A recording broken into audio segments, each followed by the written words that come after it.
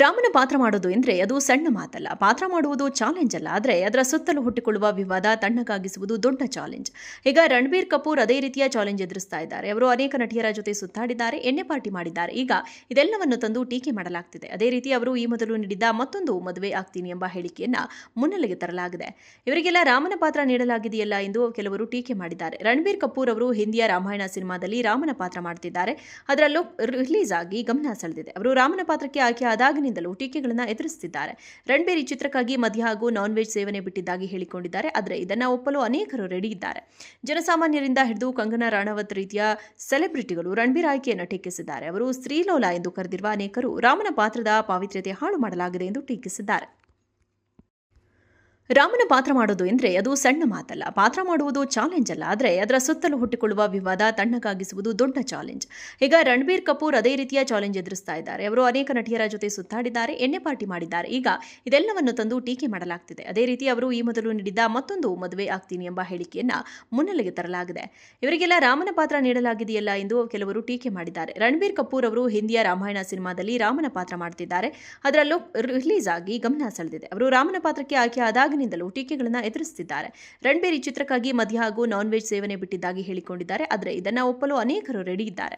ಜನಸಾಮಾನ್ಯರಿಂದ ಹಿಡಿದು ಕಂಗನಾ ರಾಣಾವತ್ ರೀತಿಯ ಸೆಲೆಬ್ರಿಟಿಗಳು ರಣಬೀರ್ ಆಯ್ಕೆಯನ್ನು ಟೀಕಿಸಿದ್ದಾರೆ. ಅವರು ಸ್ತ್ರೀಲೋಲ ಎಂದು ಕರೆದಿರುವ ಅನೇಕರು ರಾಮನ ಪಾತ್ರದ ಪಾವಿತ್ರ್ಯತೆ ಹಾಳು ಮಾಡಲಾಗಿದೆ ಎಂದು ಟೀಕಿಸಿದ್ದಾರೆ.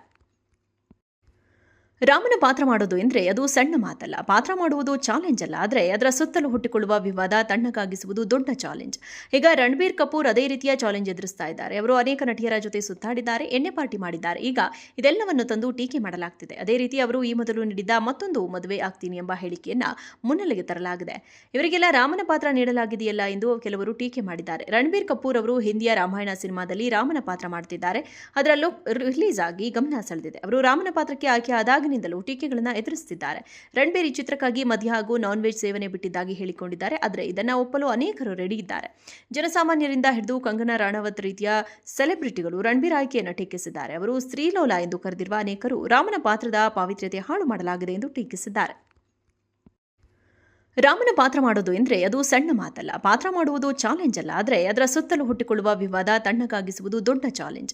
ಈಗ ರಣಬೀರ್ ಕಪೂರ್ ಅದೇ ರೀತಿಯ ಚಾಲೆಂಜ್ ಎದುರಿಸ್ತಾ ಇದ್ದಾರೆ. ಅವರು ಅನೇಕ ನಟಿಯರ ಜೊತೆ ಸುತ್ತಾಡಿದ್ದಾರೆ, ಎಣ್ಣೆ ಪಾರ್ಟಿ ಮಾಡಿದ್ದಾರೆ. ಈಗ ಇದೆಲ್ಲವನ್ನು ತಂದು ಟೀಕೆ ಮಾಡಲಾಗ್ತಿದೆ. ಅದೇ ರೀತಿ ಅವರು ಈ ಮೊದಲು ನೀಡಿದ್ದ ಮತ್ತೊಂದು ಮದುವೆ ಆಗ್ತೀನಿ ಎಂಬ ಹೇಳಿಕೆಯನ್ನ ಮುನ್ನೆಲೆಗೆ ತರಲಾಗಿದೆ.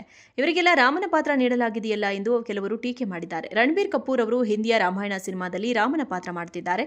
ಅದರ ಲುಕ್ ರಿಲೀಸ್ ಆಗಿ ಗಮನ ಸೆಳೆದಿದೆ. ಅವರು ರಾಮನ ಪಾತ್ರಕ್ಕೆ ಆಯ್ಕೆ ಆದಾಗ ಟೀಕೆಗಳನ್ನು ಎದುರಿಸುತ್ತಿದ್ದಾರೆ.